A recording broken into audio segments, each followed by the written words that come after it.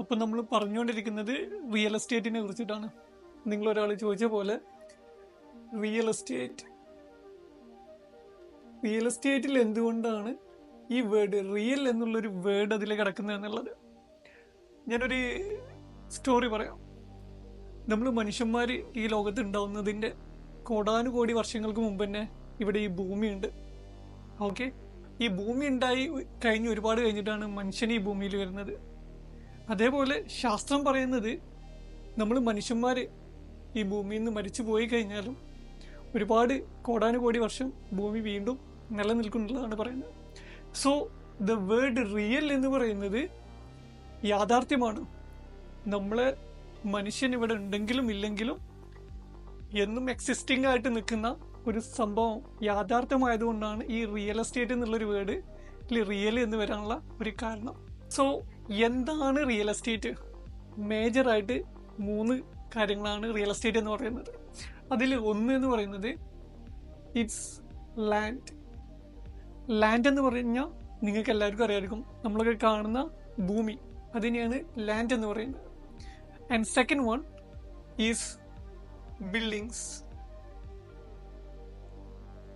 എന്ന് പറഞ്ഞാൽ നമ്മൾ ഈ കാണുന്ന ഭൂമിയിൽ നമ്മൾ ഉണ്ടാക്കുന്ന വീട് അല്ലെങ്കിൽ എന്തെങ്കിലും വെയർഹൗസ് കാര്യങ്ങൾ അല്ലെങ്കിൽ എന്തെങ്കിലും ബിൽഡിങ്സ് ഉണ്ടാക്കുന്ന അതിനെയാണ് ആ ഒരു കാറ്റഗറിയാണ് നമ്മൾ ബിൽഡിങ്സിൽ ഉൾപ്പെടുത്തിയിട്ടുള്ളത്. പിന്നെ മൂന്നാമതെന്ന് പറയുന്നത് നാച്ചുറൽ റിസോഴ്സസ് എന്ന് പറഞ്ഞാൽ ലാൻഡ് വിത്ത് മിനറൽസ്, ഈ ഗ്യാസ്, കോള്, അങ്ങനത്തെ ലാൻഡുകൾ, അല്ലെങ്കിൽ നമുക്ക് എന്താ പറയാം ഈ അഗ്രികൾച്ചറൽ ലാൻഡ്, അങ്ങനത്തെ ടൈപ്പിനെയാണ് നമ്മൾ ഈ നാച്ചുറൽ റിസോഴ്സസ് എന്ന് പറയുന്ന കാറ്റഗറിയിൽ ഉൾപ്പെടുത്തിയിട്ടുള്ളത്. അപ്പോൾ നമ്മൾ ഈ ലാൻഡിൻ്റെ കേസ് പറയുമ്പോൾ നിങ്ങൾക്ക് എല്ലാവർക്കും അറിയാത്തൊരു സംഭവമുണ്ട്. ഇത് നമ്മുടെ ഭൂമിയാണെന്ന് കൂട്ടിക്കോളും. ഈ ഭൂമിയുടെ 70% വെള്ളമാണ്. നിങ്ങൾക്ക് എല്ലാവർക്കും അറിയുന്നൊരു കാര്യമാണ്. ബാക്കിയുള്ള ഒരു 30% മാത്രമാണ് ലാൻഡ് എന്ന് പറയുന്നത്. പക്ഷേ ഈ ലാൻഡിൽ 30% നമുക്ക് റെസിഡൻഷ്യലായിട്ട് യൂസ് ചെയ്യാൻ പറ്റാത്ത ലാൻഡാണ്. ഈ 30% മേജർ പാർട്ടും വരുന്നത് ഡിസേർട്സ്, അതിൻ്റെ അല്ലെങ്കിൽ ഫോറസ്റ്റ്, അല്ലെങ്കിൽ ജീവിക്കാൻ പറ്റാത്ത ഏരിയകളാണ്.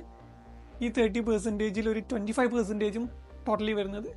ബാലൻസ് ഉള്ള വെറും 5% ഭൂമിയിൽ മാത്രമാണ് നമുക്ക് മനുഷ്യന്മാർക്ക് ഇപ്പോൾ പ്രസൻ്റ്ലി ജീവിക്കാൻ പറ്റുന്നത്.